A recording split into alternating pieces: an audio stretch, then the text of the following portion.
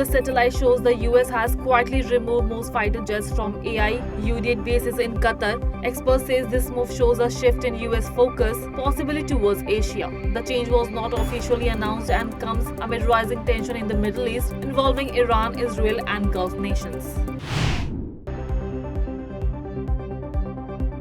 Israeli PM Netanyahu called Iran's leader a modern Hitler and said Israel doesn't need US approval to attack Iran. He said that no one in Iran is safe. This comes as tensions grow. Global leaders are urging peace, but fears of a wider Middle East remain high.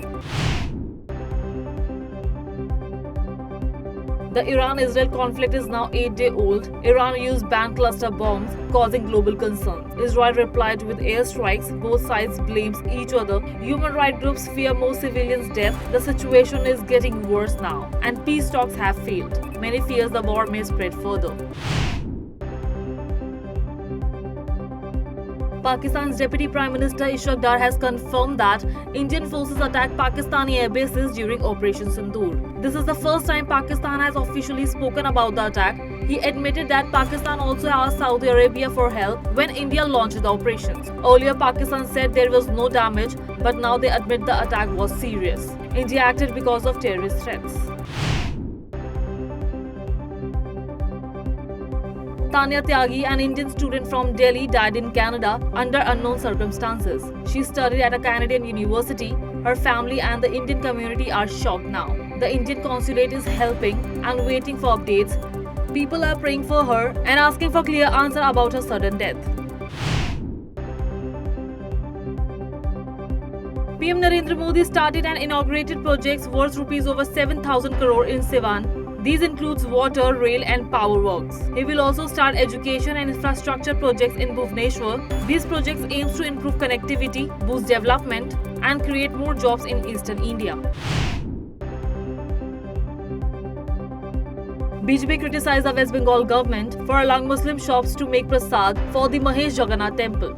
They said this hurt Hindu sentiments and demanded action. The state government said hygiene rules were followed. The issue has caused political tension before the Jagannath Rath Yatra.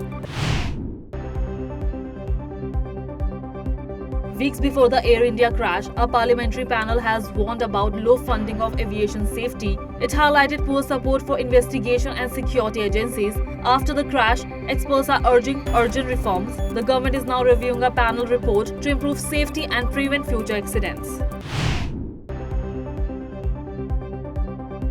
Uttar Pradesh Chief Minister Yogi Adityanath inaugurated the Gorakhpur Link Expressway in Azamgarh today. Before that, he visited a photo gallery in Lucknow. The new road will make travel easier in eastern Uttar Pradesh, help local growth and support business. The photo gallery shows how the state is improving infrastructure and working hard to connect different areas better. President Draupadi Murmu turned 67 on June 20. On her birthday, she gifted Uttarakhand a tribal freedom fighter museum in Dehradun. The museum will honor tribal heroes of India's freedom struggle. It shows her dedication to tribal communities and aims to promote awareness and preserve tribal history. Yoga Day events are happening across India and abroad. In Ahmedabad, NCC cadets practiced yoga. In Hyderabad, Minister G. Kishan Reddy joined a large group. Gorakhpur held a yoga camp at Gorakhnath Temple. In the US, yoga was done at a Lincoln Memorial. These events promote health and Indian culture. The Axiom 4 mission led by Indian origin astronaut Shubhanshu Shukla has been delayed for a 7th time. Originally scheduled to launch on May 29, it was later pushed to June 8, 10, 11, 19 and 22. NASA has now postponed the latest planned launch due to technical and safety checks. As of now, no new date has been announced. The mission aims to send private astronauts to the International Space Station for scientific research and experiments. The delay highlights the importance of ensuring complete safety before launch.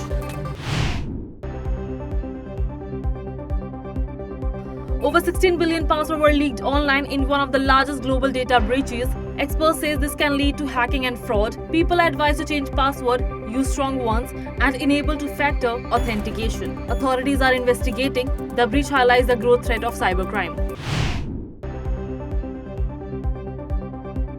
A 4.6 magnitude earthquake hit northwestern Afghanistan today at 6:20 a.m. The epicenter was 10 km deep near the Hindu Kush mountain range. No damage or injuries have been reported yet. Experts warn possible aftershocks.